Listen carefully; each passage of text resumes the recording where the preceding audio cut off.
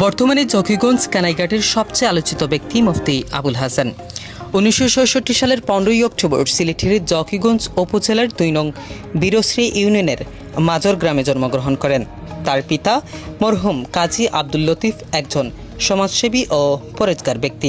মাতা মুসাম্মদ আসারুন বিবি একজন নেককার ও মহিয়সী নারী। 7 ভাই বোনের মধ্যে তিনি ছিলেন সবচেয়ে বড়, ফলে ছোটকাল থেকেই তিনি ছিলেন কঠোর পরিশ্রমী ও মেধাবী।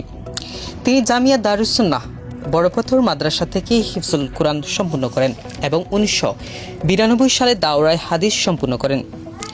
এরপর তিনি চট্টগ্রামের পচিয়া মাদ্রাসা থেকে ইফতা ও ইসলামী গবেষণায় উচ্চতর ডিগ্রি অর্জন করেন এবং 1993 সাল থেকেই বর্তমান পর্যন্ত তিনি জামিয়া ইসলামিয়া দারুস সুন্নাহ লামারগাম মাদ্রাসায় শিক্ষকতা করে আসছেন। দীর্ঘ এই পথ চলায় গড়ে তুলেছেন অসংখ্য ছাত্র ও আলেম। বর্তমানে তিনি ইফতা বিভাগের প্রধান ও শায়খুল হাদিস হিসাবে দায়িত্ব পালন করে আসছেন।